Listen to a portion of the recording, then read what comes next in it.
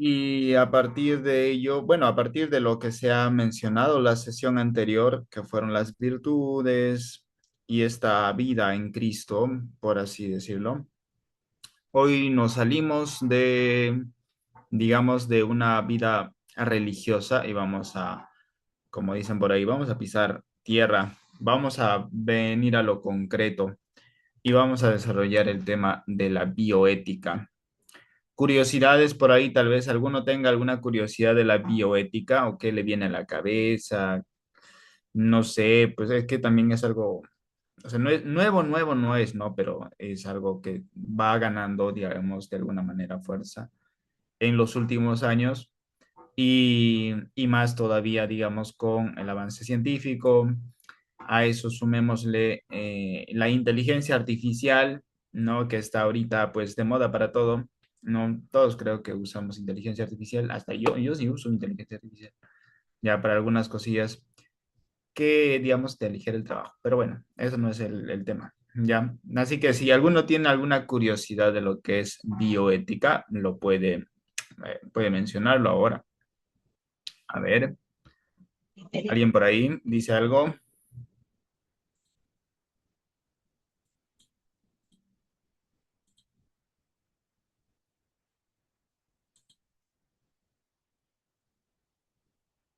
Nadie. Muy bien, vamos a continuar entonces. Marta, yo no sé nada de la bioética, Fray. Ok, hoy vamos a, digamos, tal vez no aprendamos del todo, digamos, qué es la bioética y que vamos a recorrer algunos puntillos acerca de la bioética, ya que la bioética, pues, eh, de alguna manera regula los avances científicos que pudiesen haber y están muy involucrados en temas actualmente como puede ser tal vez el aborto, la eutanasia o estos movimientos que se han hecho muy populares, no sé si, yo creo que es en toda Latinoamérica y en todo Occidente, ¿no? El tema de l- el cambio de sexo o, bueno, la reasignación de sexo y esas cosas, ¿no? Entonces, esas cosillas, pues va, digamos, va a involucrar a la bioética, ¿no? ¿Hasta qué punto uno puede manipular, ¿no? La vida y digamos, considerarse como un creador de una vida nueva, ¿no? ¿Hasta qué punto uno puede llegar hasta ese extremo y decir, wow, ¿no? Entonces, a lo largo de la historia, pues ha habido muchos pensamientos que nos han, digamos, han venido cuestionando ya en los avances científicos, ¿no? Y bueno, ahora vamos a desarrollar esos puntos principales. Primero, pues las corrientes filosóficas, porque todo es primero donde parte, todo inicia primero en el pensamiento, ya todo inicia en la reflexión. Entonces, a partir de la reflexión, llega a lo concreto. Así que vamos a empezar, digamos, viendo estas reflexiones filosóficas que a lo largo de la historia pues se han hecho presentes respecto al tema de la bioética.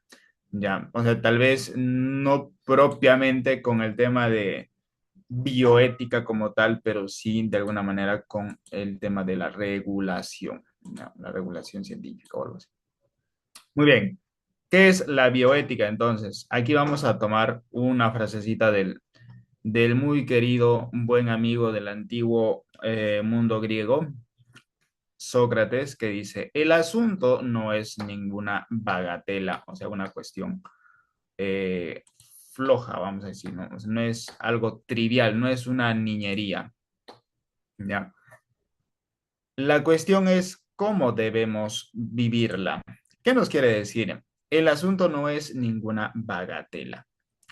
Una bagatela es algo de poco valor, ¿ya? La bioética, por lo tanto, pues, no viene a ser algo de poco valor. Ya, no es un asunto trivial.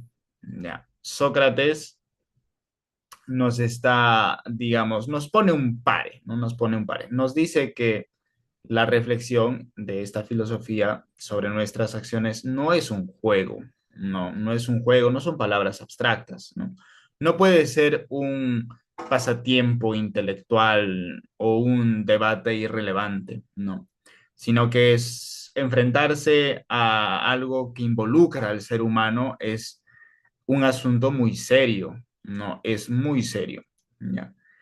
La siguiente parte dice, la cuestión es cómo deberíamos vivir. Y aquí define cuál es el asunto tan crucial. No se está preguntando cómo sobrevivir o cómo ganar dinero o cómo acumular poder, sino la pregunta tiene un peso ético, ¿no? ¿Qué significa vivir bien? No desde el punto de vista del lujo, de la opulencia, sino desde la virtud, la justicia y la rectitud en base al ser humano. Una vida examinada. Por eso para Sócrates, una vida sin examen, sin reflexión, no vale la pena vivirla, ¿no? Y en esta frase, pues nos exige que debemos o que dejemos de vivir en piloto automático y empecemos a cuestionar seriamente y conscientemente nuestras acciones y decisiones diariamente para que de alguna manera pues sean correctas, ¿no? Hemos visto que la bioética pues es una vivencia de acuerdo a la virtud, la justicia y la rectitud, teniendo en cuenta al ser humano al frente, ¿no? El trabajo principal, digamos, de la bioética va a ser enfocarse en el ser humano como tal, ¿ya? Propiamente en cuestiones secundarias también, porque siempre a lo largo de la historia hubo un avance científico. Ustedes saben que pues, algunos avances científicos siempre se han desarrollado primero pues en los animalitos, ¿no? En los animalitos han sido como que los objetos de experimentos y luego pasa a la humanidad. Entonces, de alguna manera, pues primero obviamente va a ser una regulación hasta qué punto se puede manipular estas cosillas con, inclusive con los animales y luego hasta qué punto puede venir eso al ser humano, ¿no? Es una vida que, bueno, la bioética puede ser pues algo que regule nuestra vida en base a justicia, rectitud y virtud sobre todo. El origen, el movimiento ético moderno que une ciencias de la vida con filosofía, ¿no? ¿Cuáles van a ser las ciencias de la vida? En este caso, pues van a ser todas las ciencias que nosotros conocemos, todas las ciencias que conocemos, y sobre todo, pues se va a centrar más en el tema de las ciencias médicas, porque es algo más actual, es algo más actual.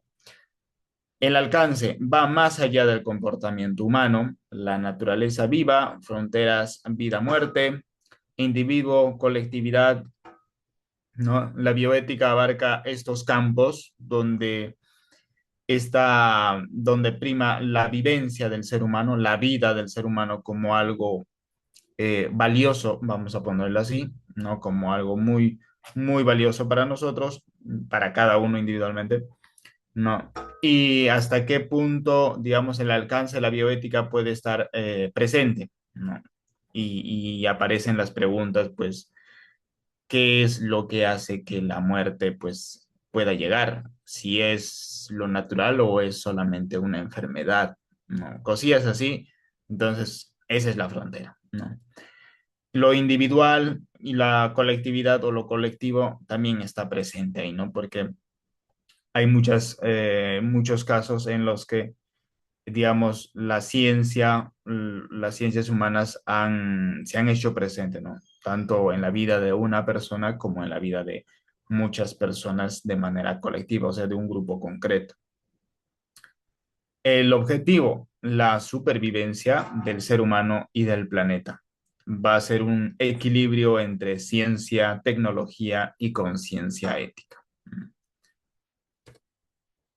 Algunos pensamientos o, bueno, algunas corrientes filosóficas centrales que han acompañado la evolución de la ética, ¿no? Unas bases filosóficas de la ética. Bueno, Platón, de aquellos años, del 427 aproximadamente, ¿no? Antes de Cristo, nos dice, ¿cuál es el planteamiento central en base a lo que vamos a desarrollar? Pues la virtud es el último fin. Todas las acciones humanas tienden al bien. Seguidamente vemos a Aristóteles. Dirá que la finalidad de la actividad humana es la felicidad, virtud desde la naturaleza del hombre. Y para nosotros, pues es más cercano, en cuanto a familia dominicana tal vez, Tomás de Aquino. El bien humano está de acuerdo con la razón, el mal está fuera del orden razonable. Las éticas formales de Kant actúa solo según aquella máxima que pueda querer como ley universal. Utilitarismo, ¿no? La corriente utilitarista dice el mayor bien para el mayor número de personas. El pragmatismo, bueno es el que da resultados positivos y sirve individuos o sociedades. Y pues también está el marxismo con Karl Marx. Valor es aquello que permite construir una sociedad sin clases. Hay una evolución, ¿no? Que los acontecimientos científicos han hecho que se vaya desarrollando más todavía, digamos, la presencia de la bioética, de cómo la ética tiene que estar presente en todas las ciencias y no separada de ella, ¿no? El juicio de Nuremberg, ¿no? Cuando los médicos nazis son juzgados y se hace la primera declaración de los derechos en el 1948 en el seguidamente vamos con Fletcher, moral y medicina, la primera separación de la visión religiosa y la ética médica. Vamos seguidamente con Bernard y el trasplante, el debate sobre la vida, la muerte y la donación de órganos. Como que ya nos vamos acercando, ¿no? A los temas médicos propiamente. Van Potter, la bioética, ciencia de la supervivencia, ¿no? Biotics, Bright to the Future. El genoma humano, el descubrimiento del genoma humano va a ser uno de los hitos más importantes, ¿no? Que abre el debate sobre la vida y la reproducción y va a estar más ligado todavía con el tema de la bioética en cuanto, por ejemplo, la clonación, eh, la inseminación, cosas así, ¿no? Cosas así y van a estar muy presentes en el campo de la bioética. A ver, esta cosa no me deja ver.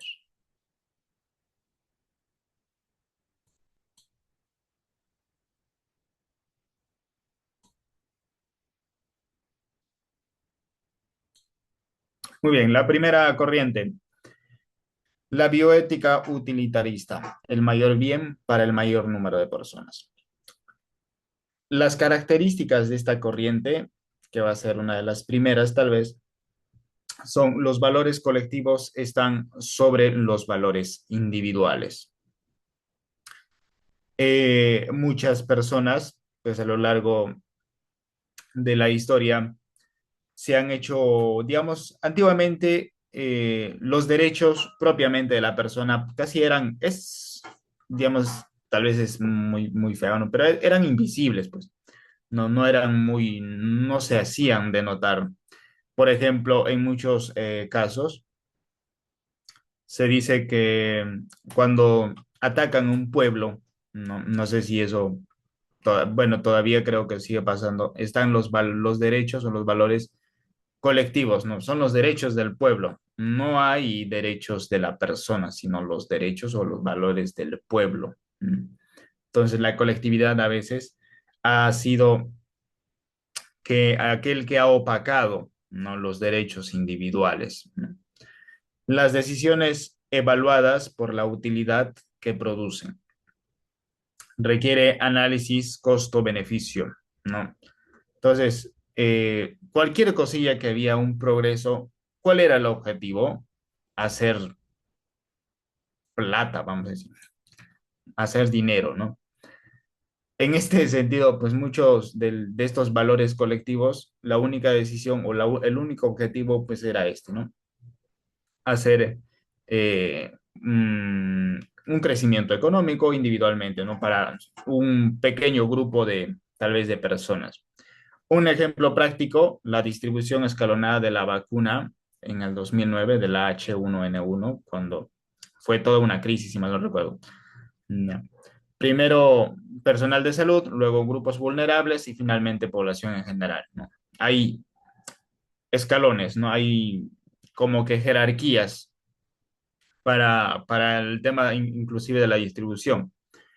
El punto crítico, ligado al funcionalismo, puede negar personalidad al embrión o individuo en coma. Puede justificar eutanasia y aborto. Y aquí es, digamos, algo muy serio dialogar sobre estos puntos que están muy presentes en la actualidad.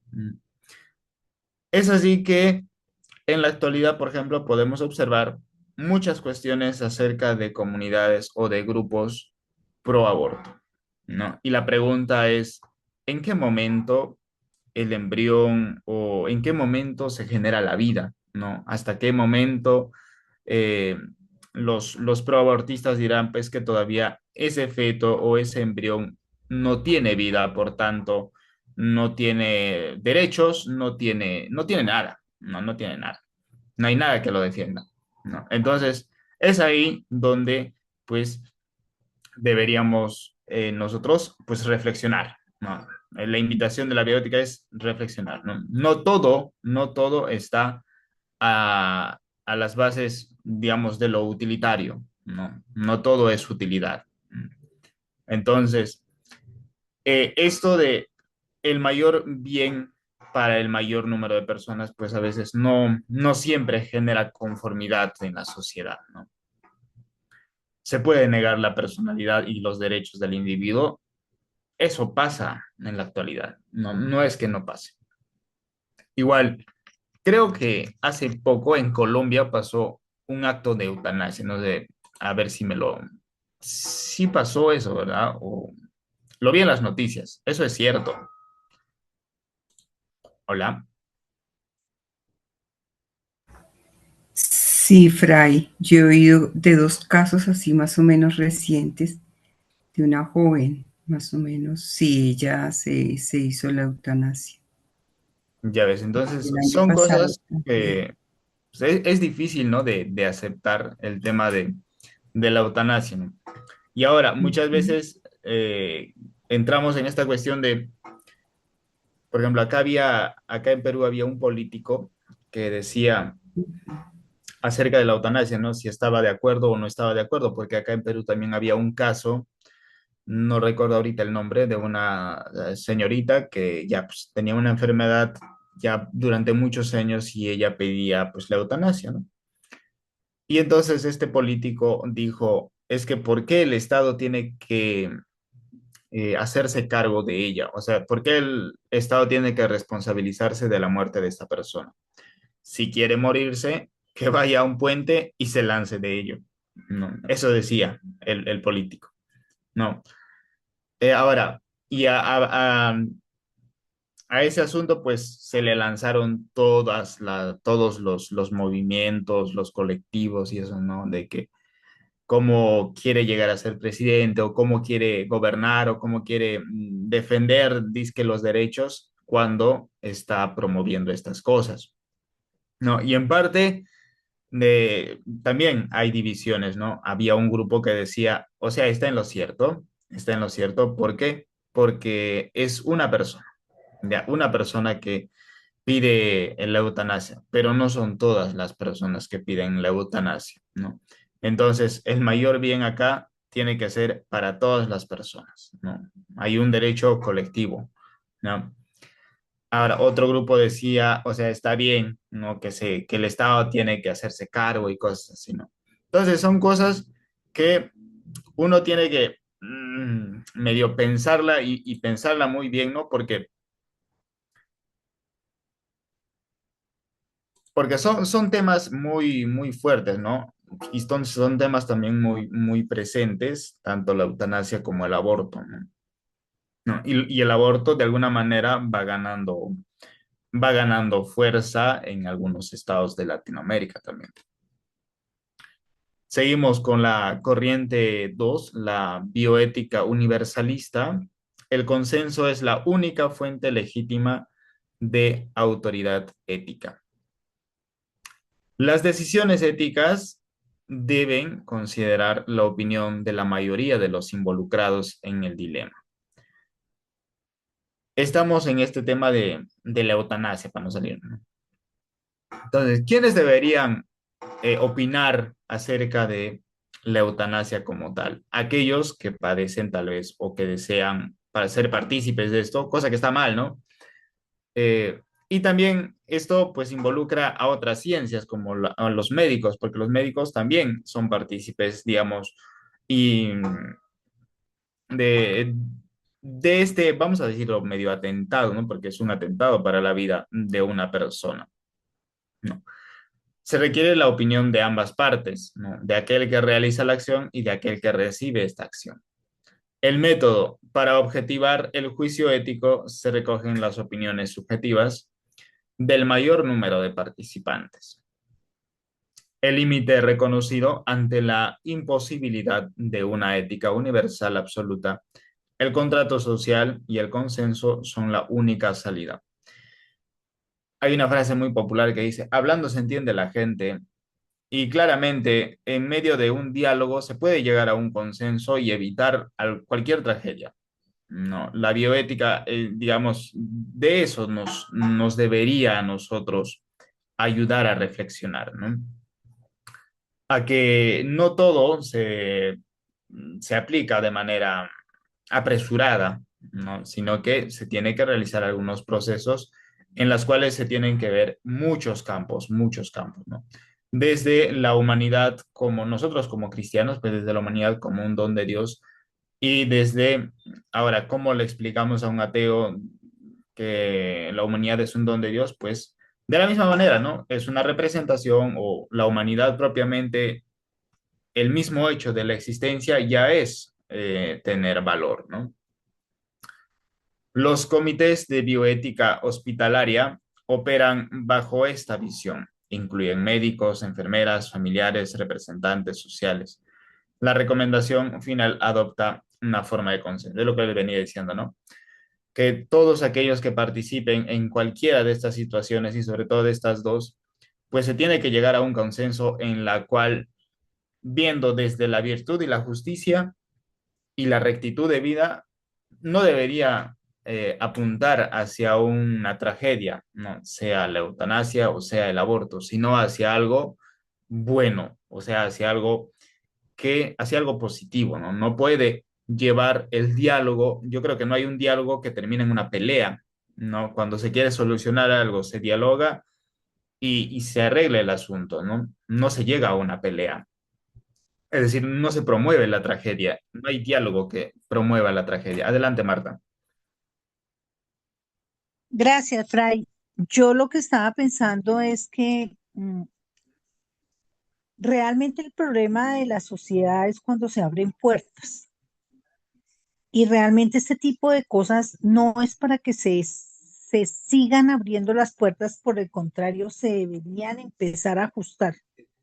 Sí, desde la parte moral, pero como usted bien lo decía, por ejemplo, un ateo, ¿cómo le habla a usted? Pero también el ateo se le puede hablar desde el punto de vista racional, desde el punto de vista de lo que es el ser humano y del respeto, porque ellos no creen en Dios, pero sí pueden tener valores y con base en esos valores es que uno por ahí es que tiene que entrar, es lo que pienso.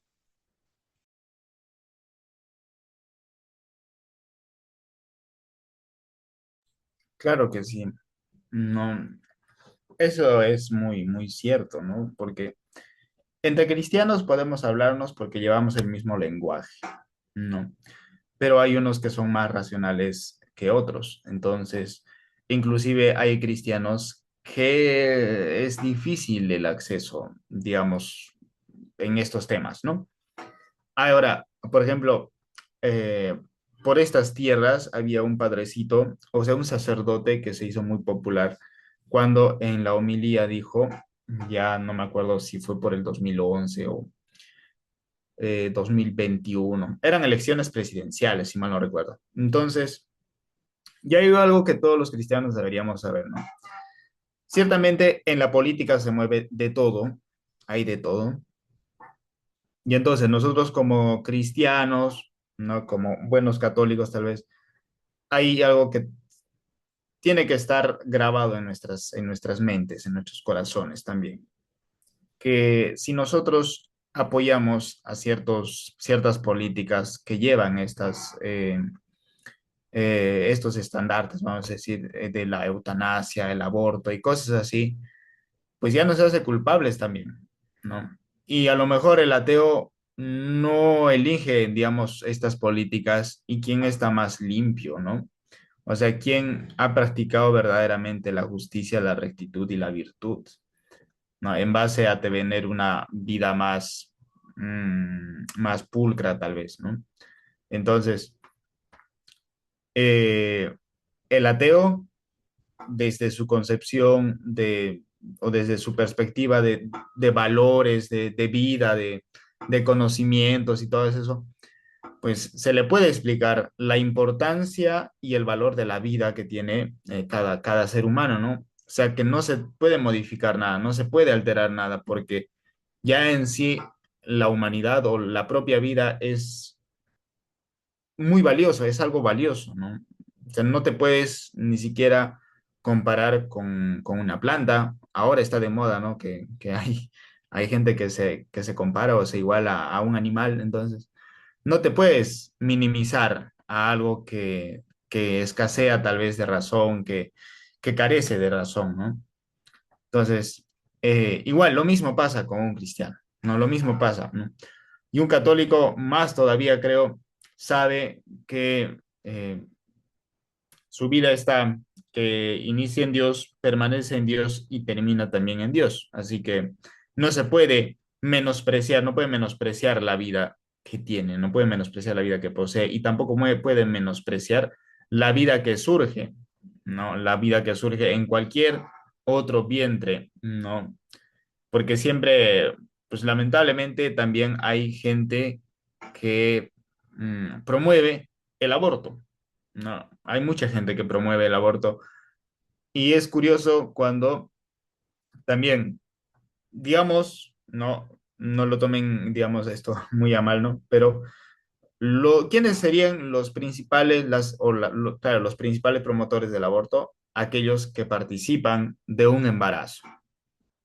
¿Estamos en lo cierto? Yo creo que sí, ¿no? Pero quienes no tendrían palabra dentro de ello, pues es aquel que no participa, digamos, del embarazo, ¿no? Pero lamentablemente hay una combinación de ideas, ¿no? Y entonces todos promueven el aborto. ¿Y para qué?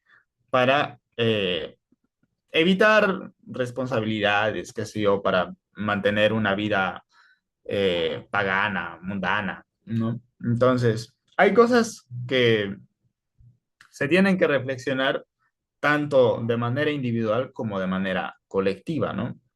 Entonces, como decía ya anteriormente, eh,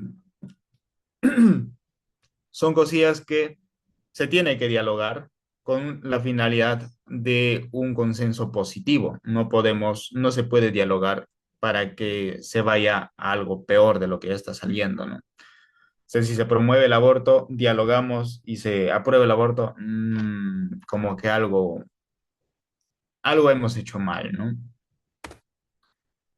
Así es. Muy bien, continuamos. Estamos con la tercera corriente de la bioética personalista. El eje de todo debate es la persona y su cualidad de ser digna. Tiene un tinte más cristiano en cuanto a la dignidad. El concepto de persona, unidad de ser material, alma y espíritu, y unidad de ser inmaterial, alma y espíritu, y ser material cuerpo, ¿no? Todos estamos de acuerdo en que en la humanidad o en que en el hombre habita alma y espíritu, ¿no? O espíritu y cuerpo, ¿estamos de acuerdo? Su existencia reconocida desde su concepción, estamos de acuerdo todos con ello, ¿no? Porque no podemos decir de que a partir de la sexta semana, recién, todavía no es un ser humano, ¿no? La concepción ya forma parte de una existencia, ¿no? El bien del individuo prima sobre los intereses de instituciones o sociedades. ¿Estamos de acuerdo con ello? Yo creo que sí, ¿no? Los derechos de la persona deberían estar sobre los derechos de cualquier institución, sociedad. Ahora, yo creo que también deberíamos poner el tema de las mascotas, ¿no? Ahora está de moda, no sé si pase lo mismo en los lugares que se encuentren, se ha humanizado demasiado, demasiado el tema de las mascotas, ¿no? Entonces, no sé si alguno esté por ahí y le genere curiosidad el tema de la humanización de las mascotas. Y es algo que va, yo creo, en su vida, porque cada vez es más, ¿no? Cada vez se ve más la participación o la humanización de las mascotas. Adelante, Marta. Sí, Fray, mire, el tema de las mascotas es algo supremamente delicado porque eso está violando directamente el orden de la creación. Es decir, sabemos que Dios creó todo, dentro de ese todo, creó los animales, las aves, bueno, todos los animales. Y de último creó al hombre a su imagen y semejanza y le entregó en administración todo y le dio incluso la potestad de colocarle en nombre a cada uno de los animales. Y los animales o sea, el propósito de Dios era para que estén al servicio del hombre, pero el hombre alteró ese orden y el hombre se convirtió en la persona que está al servicio del animal. Ahora, efectivamente, pienso que el ser humano ha entrado en un irrespeto a sí mismo, toda vez que eh, ha llegado a vulnerar como la misma naturaleza del mismo animal. Es decir, uno encuentra cerdos en apartamentos y de ahí para adelante una cantidad de animales que uno dice no tiene como sentido. O sea, hay animales que pueden ser domésticos, pero por ejemplo, ese tipo de animales, como un cerdo, que lo tengan en un sitio que no corresponde, pues no está bien. Entonces, pienso que sí es algo en lo que el mismo hombre se ha perdido dentro de la humanidad y se ha irrespetado a sí mismo, ha irrespetado la naturaleza y ha irrespetado la voluntad de Dios. Así es, el tema de las mascotas pues pasa a un ámbito muy especial, ¿no? Porque si tendríamos que elegir entre la vida de una mascota y la vida de una persona, pues priman los derechos de la persona, ¿no? Y eso es en todo, en todos los casos, ¿no? Ciertamente hay cuestiones que se tienen que dialogar, obviamente, ¿no? Pero eh, las personas están sobre todas las cosas, ¿no? ¿Por qué? ¿Por qué se dice esto? Porque hay que entender muy bien el tema de la cualidad de ser digna, o sea, de la dignidad de las personas, ¿no? Eso es muy importante. Sí, está bien, los dos son seres vivos, ¿no? Los dos son seres vivos, pero hay algo que se tiene que entender, ¿no? La dignidad, ¿no? Es la identidad y la dignidad. Hay más, digamos, en la persona, ¿no? La persona, por su propia capacidad de racionalidad, elige entre el bien y el mal, ¿no? Mientras que los animalitos, pues, en su capacidad de instinto, pues eligen la supervivencia, ¿no? Así que ambos son seres vivos, estamos en lo cierto, ¿no? Ambos son seres vivos, estamos en lo cierto. Pero los derechos de la persona están sobre los derechos de los animales, ¿no? Porque ahora pues, los animales también tienen derechos, ¿no? Y es curioso, ¿no? Porque defendemos los derechos de los animales, de las mascotas, pero pues, luego vamos a un KFC y nos comemos el derecho a la comida del pollo, ¿no? Entonces, como que algo no cuadra, ¿no? Entonces, principios derivados. El respeto a la vida y al cuerpo de todas las personas, ¿no? La identidad y dignidad personal, la autonomía y libertad, la justicia y solidaridad. Son cuestiones que habitan en cada ser humano, ¿no?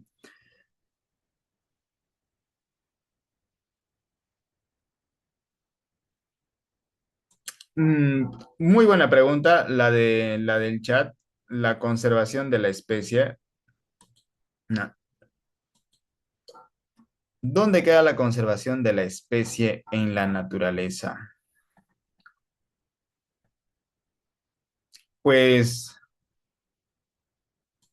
frente a ello hay una cuestión que se tiene que reflexionar, el cual la conservación de la especie es propio de los animales como tal, ¿no? O sea, en este campo, la conservación de la especie de la humanidad, se sabe que está el matrimonio y el fin principal del matrimonio es la procreación. La conservación de la especie de los animales está en su naturaleza, ¿ya? Y su naturaleza pues está movida por el instinto, ¿ya? Pero ¿qué pasa cuando se desnaturaliza a los animales? ¿Ya? Entonces, ¿quiénes son los responsables de la conservación de la especie? Nosotros por desnaturalizar a la especie, ¿no? Porque los animales tienen que vivir pues en su mundo, ¿no? Como animales, no, no podemos tratarlo como distintos.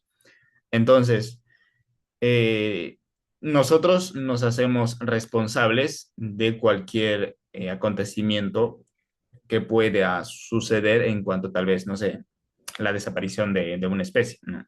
¿Por qué? Porque tal vez nosotros no hemos sido muy cautelosos en cuanto, no sé, la crianza, cosas así, ¿no? Entonces, cada uno conserva su especie en la naturaleza en la que le toque. No, no se puede alterar digamos, su naturaleza, no se puede alterar. Eso es ya jugar, digamos, con la humanidad de las personas y con la animalidad de los animales, ¿no? Entonces, no se puede. La conservación de una especie está regida en su naturaleza independiente. Nosotros no podemos interferir en eso. Por ejemplo, en pediatría, todo niño, sin importar su condición social, posee derechos inalienables que la familia, las instituciones y el Estado están obligados a proteger. ¿Están, ¿Estamos de acuerdo en eso? Yo creo que sí. Ya. Pero hay una cuestión muy importante aquí. Ya. Mm, por ejemplo, hay una iglesia, comunidad, eh, si mal no recuerdo, creo que son los mormones o testigos de Jehová, que no, para ellos no se puede hacer la transfusión de sangre, ¿verdad?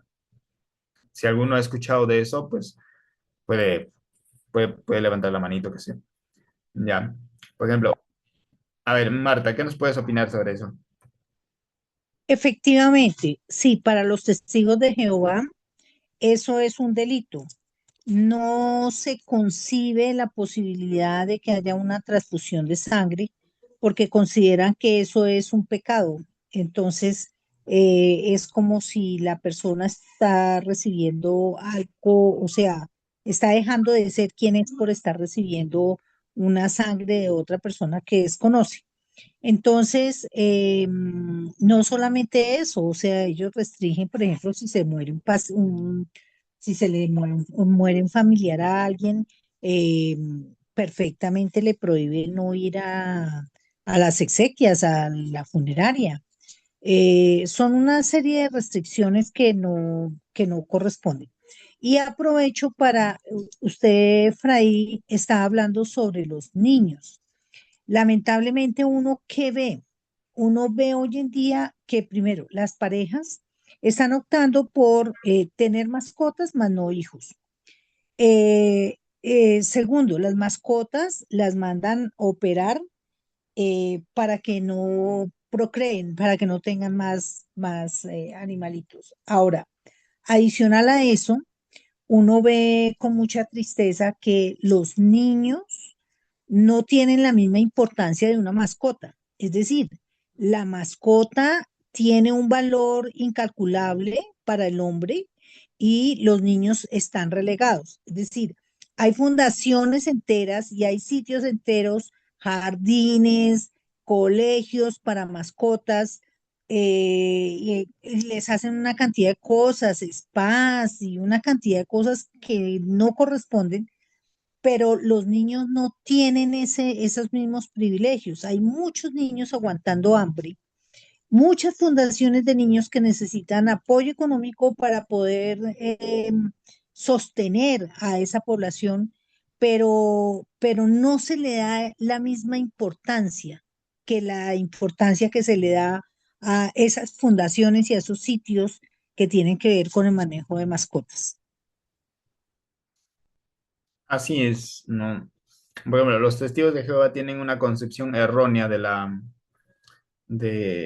la creación, vamos a decir, ¿no? Ellos se han quedado en una imagen de un Antiguo Testamento que la sangre del extraño es impura, por tanto, si recibo sangre de otra persona, pues ya automáticamente soy impuro, por tanto, pues estoy eh, como que dejado de Dios, ¿no? Entonces es una mala concepción, no es una mala concepción. Y muchas veces, eh, lamentablemente, son muy fanáticos en ese sentido, ¿no? Muy fanáticos. Y no dejan que, que las ciencias actuales, no sé, que alguien intente ayudar y no lo dejan. ¿No? Es una concepción muy errónea, pero, pues, ¿qué le vamos a hacer, no? Cada uno vive en una ley y la idea nuestra tendría que ser ayudar a esas personas pues a reflexionar, ¿no? Acerca del tema, ¿no? Porque ¿cuál es lo importante, digamos, de la persona humana? La dignidad, ¿no? La bioética, en ese sentido, tiene que, como tarea principal, ¿no? Defiende ya el tema de la dignidad de la persona, el respeto, la vida, el cuerpo, la identidad, la dignidad personal, la autonomía y la libertad. Ujú. Entonces, ese es el campo que abarca la bioética como ciencia, porque la bioética ahora pues, propiamente es una ciencia, ¿no? Adelante, Marta.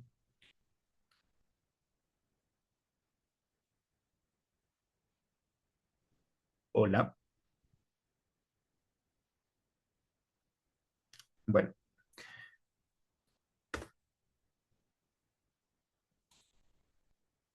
a ver, muy bien. Continuamos con eh, la corriente 4, principalismo bioético. En el 1970, con el informe Belmont, se sistematiza 4 principios fundamentales de la bioética: la beneficencia, la autonomía, la no maleficencia y la justicia. ¿Qué es la beneficencia? Ofrecer siempre un bien al paciente, no discriminar. ¿Cuál es la prioridad de todas las ciencias? Prioridad es curar, mitigar y consolar, ¿no? La autonomía, la facultad de gobernarse a uno mismo. tomar decisiones sobre su propio cuerpo. Y lamentablemente es esto como el argumento estrella de aquellas personas que promueven el aborto y la eutanasia. Yo tomo decisiones de mi cuerpo porque es mi vida, es mi yo, soy yo y todo, ¿no? Entonces, es muy triste, ¿no? La no maleficencia es la obligación de no causar daño y eso es algo muy, eh, la no maleficencia es algo natural del ser humano, ¿ya? Es algo que por naturaleza está presente en la identidad del ser humano. Primum non nocere, ¿no? Lo primero no es dañar. No hay ser humano que su objetivo principal sea dañar a otra persona sin haber, digamos, conocido el mal antes, ¿no? Todas las personas, toda persona de buen uso de razón, pues siempre va a ser el bien, a no ser que se le enseñe lo contrario, ¿no? Entonces, la no maleficencia forma parte de la identidad del ser humano. La justicia, pues el trato igualitario para todo individuo, sin distinción, condición económica, social o creencias. Entonces, hay algo que nosotros, propiamente como católicos, debemos enseñar. Debemos enseñar y esto no se nos tiene que escapar por nada del mundo. ¿Cuáles son? La defensa de la vida. ¿No? La defensa de la vida en este campo bioético es muy importante, ¿no? Todos como cristianos, como católicos, como creyentes, están llamados primero pues a defender la vida como tal. No se puede, como dicen por ahí, no se puede profesar el credo y luego ir a hacer una marcha, no sé, pro aborto, ¿no? Entonces, hay algo que está mal ahí, ¿no? Ya te deberías ya inclusive considerar juzgado por el creador, ¿no? Porque estás en contra de lo más valioso que es para cada uno, ¿no? La vida, ¿no? Inclusive para Dios, ¿no? La vida de las personas. Aquí tenemos un cuadro comparativo acerca de estas corrientes, ¿no? De las cuatro que hemos desarrollado. ¿Cuáles son las principales? Digamos, el eje central, sus fortalezas y su aplicación típica, ¿no? La bioética utilitarista busca el mayor bien colectivo, la eficiencia y priorización de los recursos en cuanto al mayor colectivo, y su aplicación típica va a estar presente en las políticas públicas, por ejemplo, una distribución de vacunas, ¿no? La bioética universalista está en un consenso social de diálogo donde se hace presente la inclusión de múltiples perspectivas y su aplicación típica son los comités hospitalarios de bioética.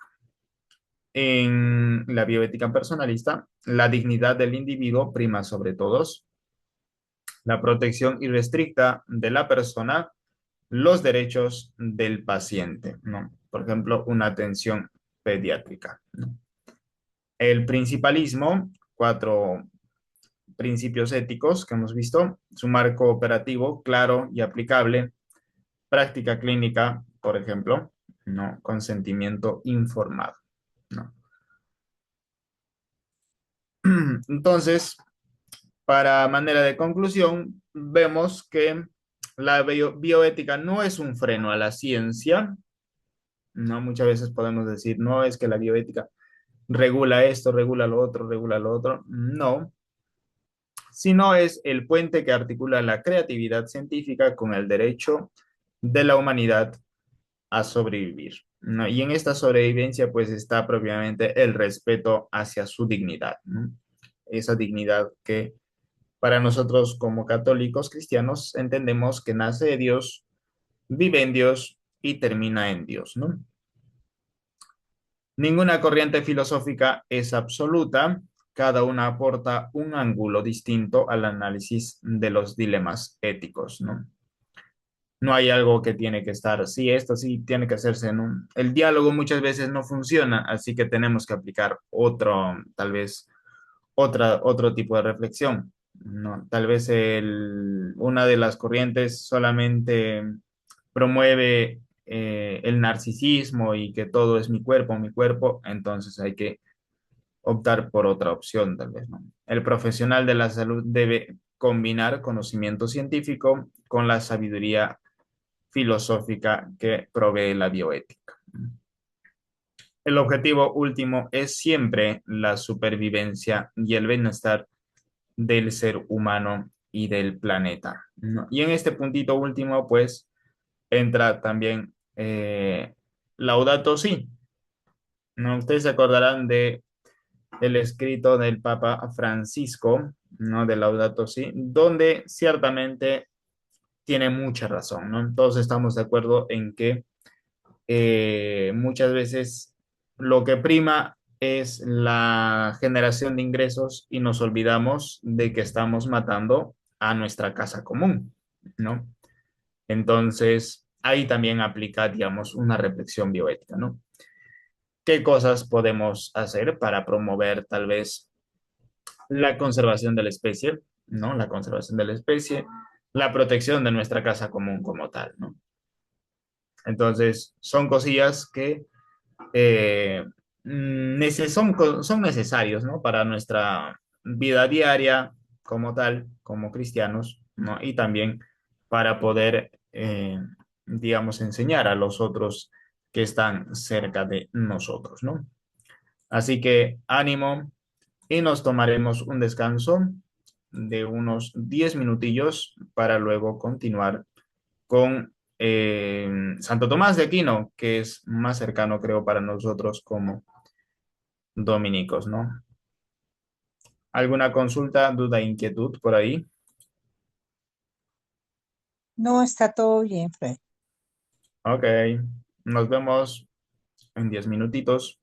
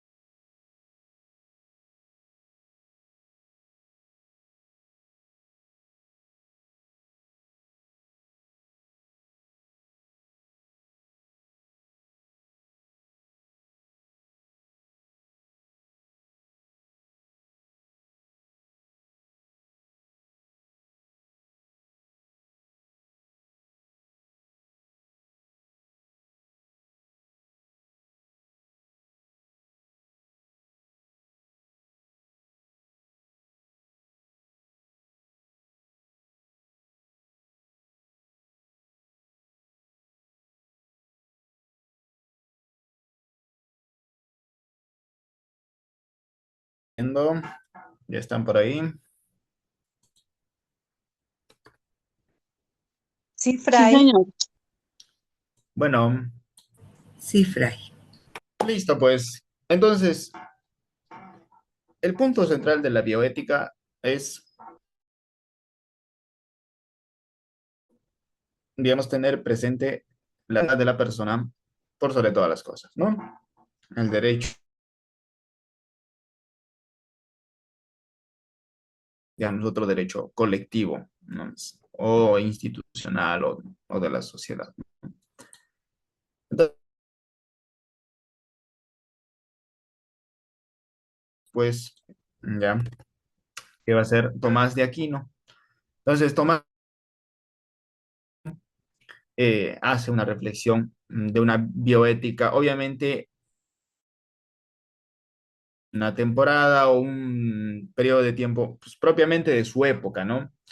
Porque, claro, entonces no hay una ciencia tan desarrollada como la que estamos viviendo ahora, ¿no? Es una ciencia tal vez tiempo con no mucho avance científico, algunas carencias y todo, pero bueno, ya. Es que Santo Tomás de Aquino es considerado como un maestro eh, porque su reflexión, digamos, no reside propiamente en una exactitud de la, ¿no? Como la podemos considerar ahora, ¿no? Completamente errónea, ¿no? Sino en la metodología que él usa, ¿no? Y sus principios metafísicos, ¿no? Aunque Santo Tomás dependía de una ciencia precaria de la época, que sostenía que el embrión era ya un hombre como tal, hasta que los órganos principales estaban formados, hasta más o menos el día 40, ¿no? Más o menos ¿no? Su error fue de aplicación técnica y no de principios éticos, ¿no? Para eso, pues, el Aquinate, ¿no? Santo Tomás, mis estimados, esta vez, no, para esto no tengo, ya, no hay diapositiva. Estamos dialogando, ya. Santo Tomás de Aquino busca la verdad de las cosas, veritas rerum, ya. Y de haber contado ¿cuál? Sobre el genoma, el cigoto y todo ello, tal vez habría animación inmediata desde la fecundación, ¿no? Entonces, en ética moderna es obviamente criticada, ¿no? Por cometer en sus principios, manipulando el lenguaje como preembrión, ¿no? Para justificar unos fines tal vez políticos o ideológicos, ¿no? Claro, en el más de Aquino, obviamente la ciencia pues no estaba muy desarrollada. Si existía una ciencia, tal vez estaba también, digamos, para todos, no estaba permitido el acceso a las personas, ¿no? Entonces, los errores pues, hacia una exactitud biológica, pues, es decir, que son válidos, ¿no? Es un error válido que no tiene biológica Santo Tomás de Aquino, ¿no? Pero en cuanto a y su metodología, y el uso de la verdad y sus principios, pues lo hacen maestro de la bioética, ¿no? Hay pues importancia en su explicación, como por ejemplo, el educación y el error de principios, ¿no? El error de aplicación y el error de principios, el error recae en una premisa menor de su razonamiento, pues él cree basado en los acontecimientos médicos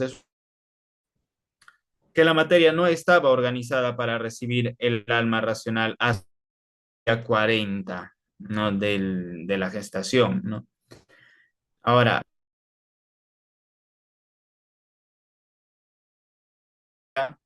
¿no? Toda forma sustancial requiere una disposición orgánica apropiada, ¿no? Es decir, hasta después de esos días, recién todavía se con lo moderno, ¿no? Algunos científicos actuales, aún conociendo la ciencia exacta, ¿no? Manipulan términos para domesticar la ética y permitir la experimentación con embriones, lo cual constituye pues una corrupción completa y una aberración a la ley natural, ¿no? O sea, hoy en día, o sea, eso se puede aprobar, ¿no? En aquellas épocas, ¿no? Cuando la ciencia tal vez era muy escasa. Pero hoy en día, ustedes se imaginan a unos médicos que saben que la función o que la vida inicia en el momento de la. No, pues no, no sé, no es vida, es solamente un embrión más, ¿no? O sea, no, esa cosa no tiene vida, ¿no? Ustedes se imaginan, y curiosamente hay, o sea, hay esos casos, no es que esté yo inventando pues cosas, ¿no? Vamos a acceder, ¿no? Entonces, claro, cada uno defiende su parte, ¿no? La ética se fue transformando, a ver qué dice por acá. Ujú. Exacto, Mirza, ¿no? Hay éticas que se van bueno, se van volteándose a la conveniencia de algunos, ¿no? Hay una época donde tal vez todos defendemos la vida, pero hay otra época que llega donde ya no son todos, ¿no? O sea, el valor de la vida en una época es más valioso, ¿no? Lo más único, lo más preciado. De acuerdo con eso. Entonces, el error moderno es tal vez no. El error moderno es domesticar la ética. No, se han convertido en unos domesticadores de la ética para la conveniencia de unos cuantos, ¿no? Entonces, en esto, ¿cuál, digamos, predomina más, ¿no? Que, pues, la ciencia antigua de Santo Tomás de Aquino estaba en lo cierto, ¿no? Estaba en lo cierto, ¿no? Al decir que pues, tal vez hacia los 40 días recién todavía podría mm, decirse que había una vida, ¿no?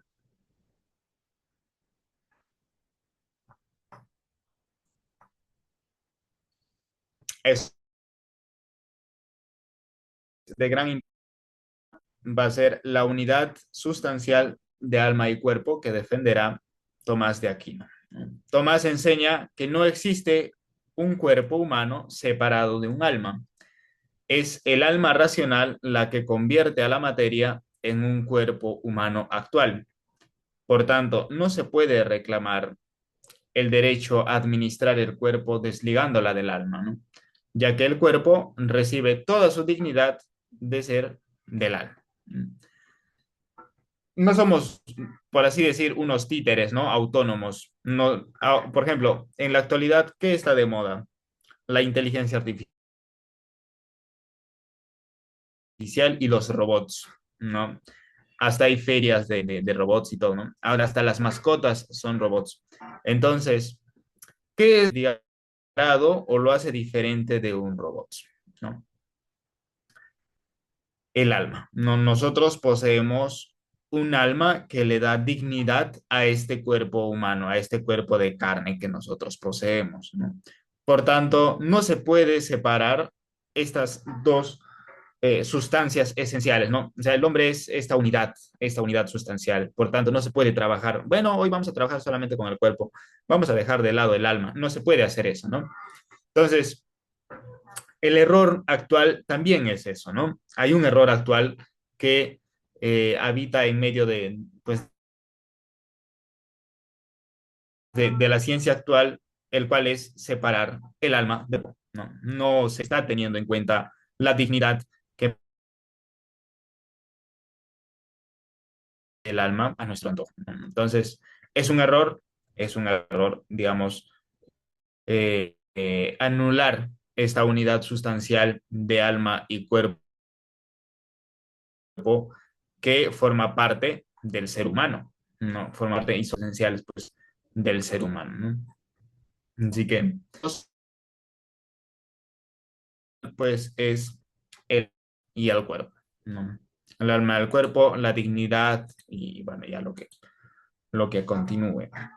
Otro de las cuestiones de importancia serán la dimensión espiritual y el valor infinito del hombre. Anteriormente habíamos hablado que tanto como cristiano, pues el valor de la vida humana como tal va a ser muy importante, ¿no? Va a ser muy importante. Tiene un valor muy apreciable, ¿no? El hombre posee una naturaleza diferente a la materia pura, ¿no? ¿Por qué? Porque sus actos de inteligencia y libertad muestran una apertura al horizonte infinito del ser. El alma, en cuanto a espíritu, contiene, no es simplemente contenida por él, lo que otorga a cada individuo valor trascendente que trasciende el mundo físico. La unidad sustancial de alma y cuerpo, pues lo que hace que una persona sea persona, pues también están sus actos de voluntad, sus actos de vigencia y de libertad, ¿no? Que muestran esta apertura. De ello, pues eh, se puede decir, ¿no? Que estamos llamados, ¿no? A una vida que va más allá de un mundo físico. Solamente es una vida o nosotros no solamente a algo material, ¿no? Sino vamos más allá, ¿no? Ese es lo que, digamos, Tomás entiende, ¿no? Y en ese sentido, pues también existe un error actual, ¿no? El hecho de que Asia sea promovida, pues parte de ello, ¿no? De que vida inicia y yo decido cuando la termino porque yo sé que no es allá, ¿no? Entonces, no estamos limitados a eso, ¿no? Para nosotros, pues la vida tiene un plus, ¿no? Y este plus viene a ser, pues, la vida más allá de la muerte, ¿no? Es una vida que trasciende, es una vida que, si bien es cierto, va separada de una vida material, no, pero tenemos esa vida, ¿no? Una vida fuera del mundo físico, ¿no? Ahora, Tomás de Aquino también presenta la procreación como colaboración con Dios, ¿no? Y en ese sentido, eh, pues hay una cuestión muy importante para el tema de la creación, ¿no? Pues se dice mucho que nosotros o las personas eh, crean, ¿no? Una vida nueva, ¿no? Crean una vida nueva, lo cual, visto desde un ámbito muy, digamos, teológico, va a ser algo muy, tal vez erróneo, ¿no? Porque el que crea, pues obviamente va a ser siempre Dios, porque la vida inicia en Dios, ¿ya? Entonces, en ese sentido, la procreación para Tomás de Aquino es una colaboración con Dios, ¿no? Santo Tomás sostiene que el alma racional no puede ser producida por, digamos, tanto por el óvulo o por el espermatozoide de los padres. No, no hay un alma racional en ello. No. Es Dios, ¿no? Sino que requiere de Dios, ¿no? Una creación directa que parte de ellos, ¿no? Que parte de Dios. ¿no? A eso se le llama creación ex nihilo, ¿no? Es una creación que viene de Dios. Esto convierte a los padres en procreadores, no en creadores propios de la vida, ¿no? Sino en procreadores, que colaboran pues en esta teofanía de la creación, ¿no? Donde la eternidad interrumpe en el tiempo. Por tanto, el embrión es desde su origen un hijo de Dios con derechos trascendentes, ¿no? Ya dependerá, obviamente, en un mundo cristiano, pues de que si los padres lo bautizan, no lo bautizan, se casan o hacen esto, hacen lo otro, o lo que sea, ¿no? Pero desde el inicio, desde el embrión, desde su origen, pues ya forma parte como criatura de Dios, ¿no? ¿Por qué? Porque pues, es una creación, ¿no? Los padres no son creadores de vida, son procreadores de vida, ¿no? Porque están justamente en comunión con Dios al momento de la creación de un nuevo individuo. Bueno, son cuestiones muy importantes las que van entrando en el chat. Entonces, al ratito lo vamos a dialogar fraternalmente, ¿no? Y que preparen noticias, cosillas así, porque son cosas que van saliendo, pues, ¿no? Van saliendo, son cosas actuales, ¿no? Son cosas actuales que lamentablemente, pues, nosotros como seres humanos, pues, vamos por caminos medio descarriados a veces, ¿no? Entonces, otra cuestión que Tomás de Aquino menciona es el embrión como persona. El embrión como persona. Pues basado en la definición de Boecio, Tomás considera que todo individuo de naturaleza racional es una persona. El ser persona no depende propiamente del ejercicio actual de sus funciones intelectuales como actos segundos, sino de la posesión de la esencia humana que va a ser el acto primero, ¿no? Pues así, tocar la vida humana en su fase de mayor indigencia es una injuria. ¿Qué quiere decir esto? Que está el acto primero, ¿no? Bueno, está el acto segundo que va a ser el ejercicio de sus funciones intelectuales, que va sería pues una persona como tal, ¿no? Capaz de razonar.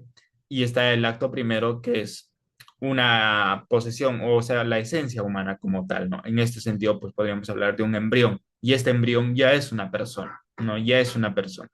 Ahora, atentar o tocar este acto primero, o sea, es una injuria, ¿no? Es algo fatal, no. Y esto va justamente, digamos, en camino pues hacia lo que nosotros podemos llamar el aborto, ¿no?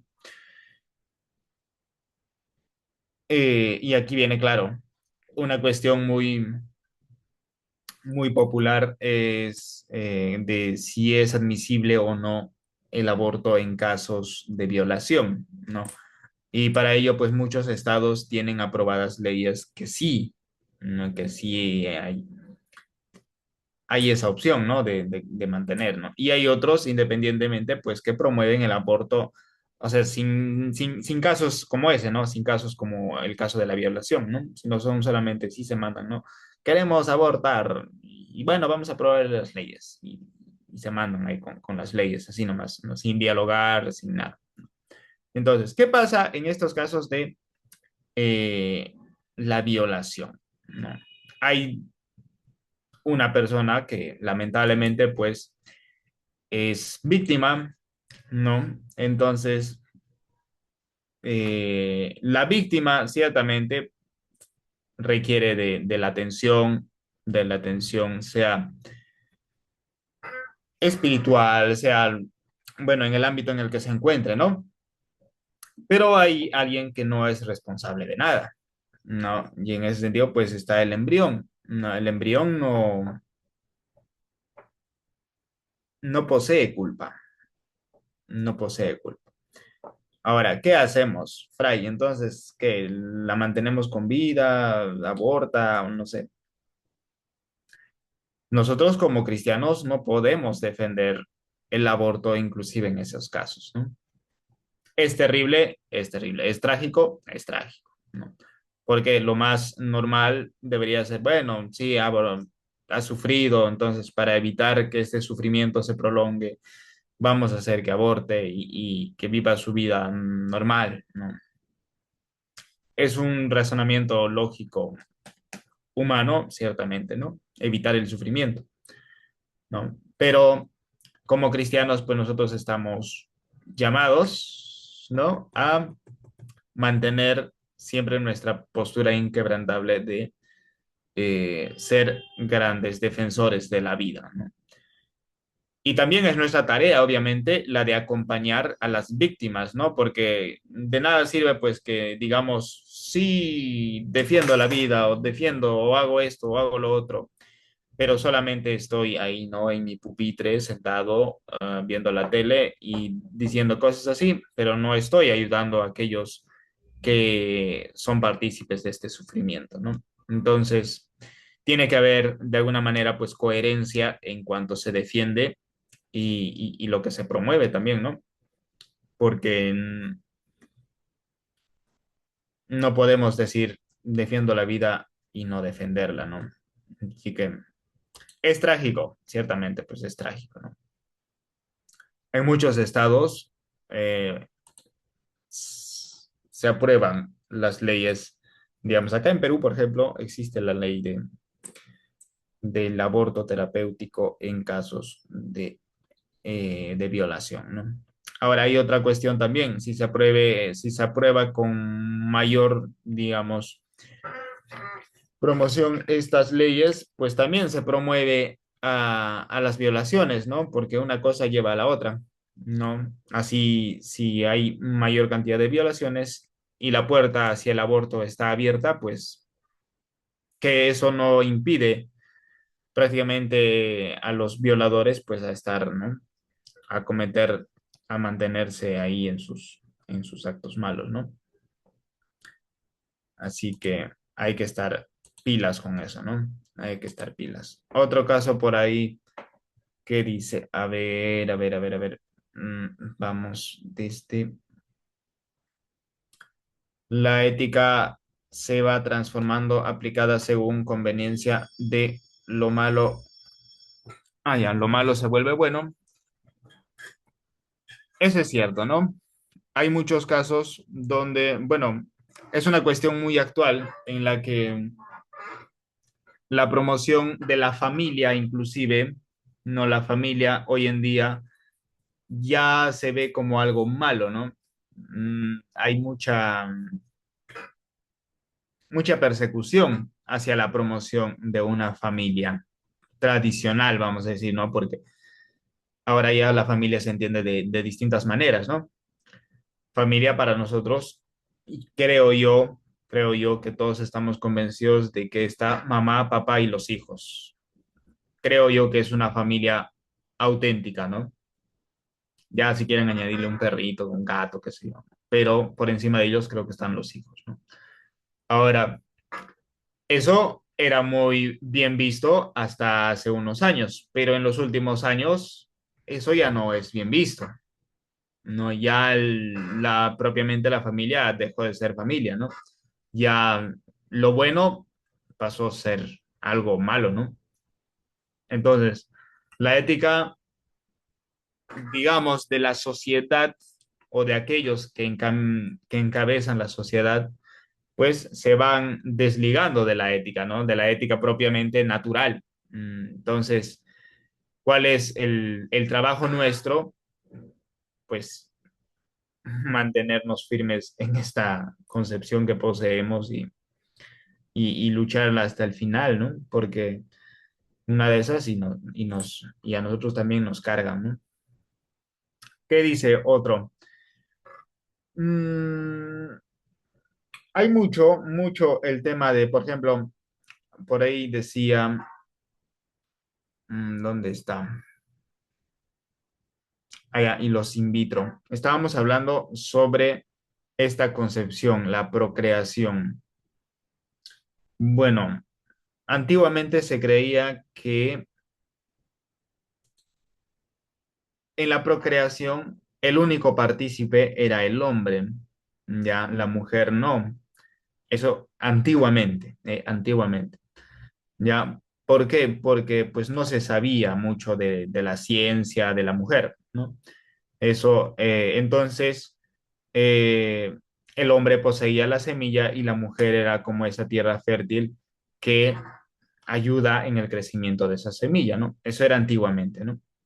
Entonces, más adelante, ya inclusive con Santo Tomás de Aquino, pues ya se va reflexionando acerca del tema de la creación y la procreación. Y ahí vienen los casos actuales de los in vitro, por ejemplo. No, los in vitro. Y para que haya vida, ¿qué tiene que haber? Fecundación entre espermatozoide y óvulo, ¿no? Entonces, de la manera que sea, ¿no? Entonces, es ahí donde eh, dice Tomás de Aquino, hay una creación directa de Dios, ¿no? Cuando pasa estos acontecimientos. Ahora, otra cosa es ya la alteración genética, ¿no?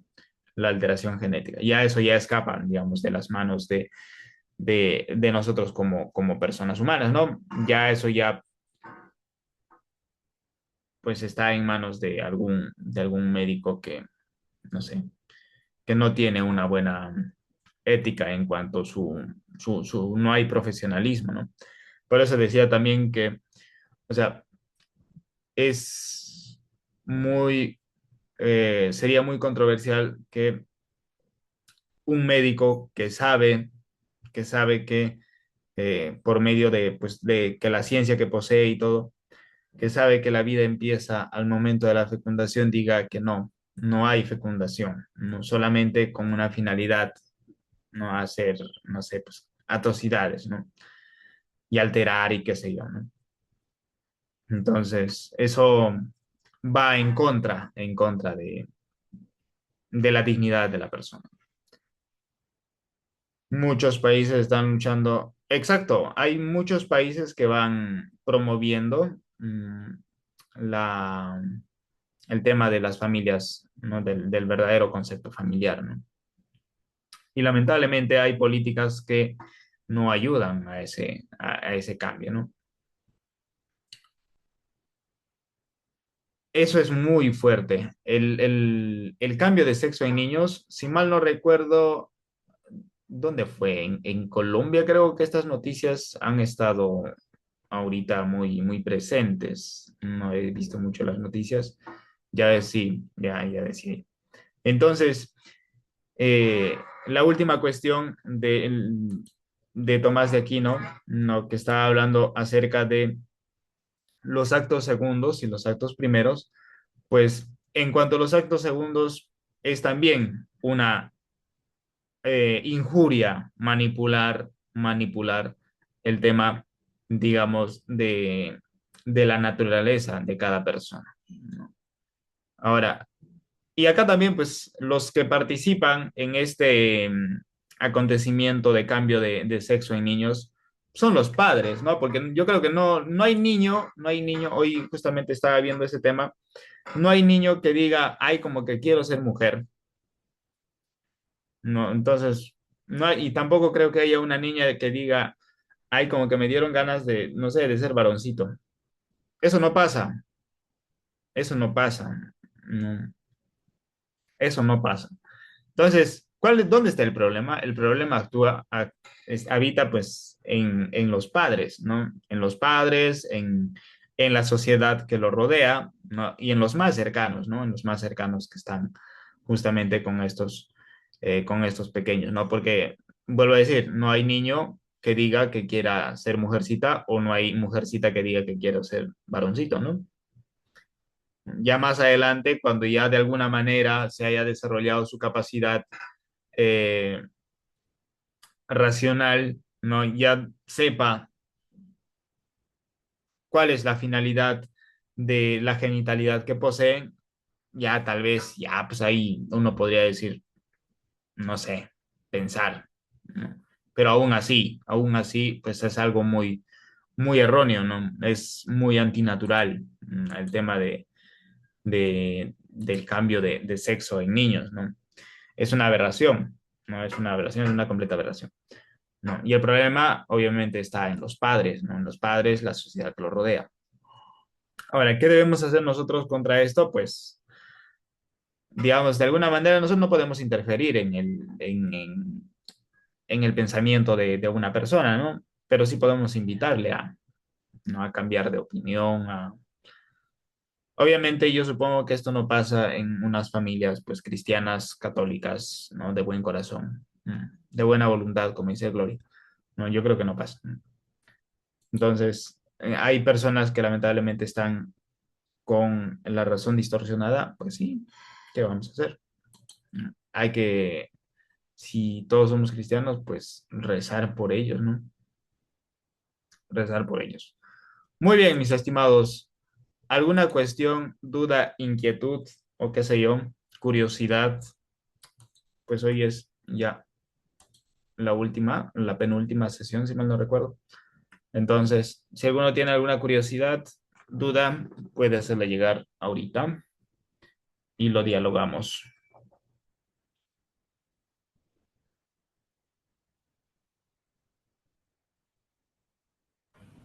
Agradecerle la explicación, Fray, ya sé que es la bioética. Muchísimas gracias. Muy Muy bien. claro, muy bien. Muchas gracias. Bueno, por ahí me he enterado que hay elecciones, tengo entendido, en Colombia. Sí, ¿Cómo van las sí, posturas Fray. Mm, ideológicas, por ejemplo? Dios mío, esa es una lucha grande que hay entre los que defienden la vida y los que no, por ejemplo. Pero va ganando los que defienden la vida. Pues esperemos. Pues acá Sí, también estamos, acá en Perú, pues también está ujú, en sí, elecciones, entonces. sí. Ay, Pero Dios bueno, quiera que podamos salir de esos gobiernos que no defienden la vida. así es, mantengámonos firmes, entonces mantengámonos firmes. Sí, Fray. Muchas gracias. Eso, muy bien, jóvenes y señoritas, se cuidan, se portan bien. Estimado Daniel Felipe, pues hemos terminado la sesión de hoy. Muchas gracias, Bryce.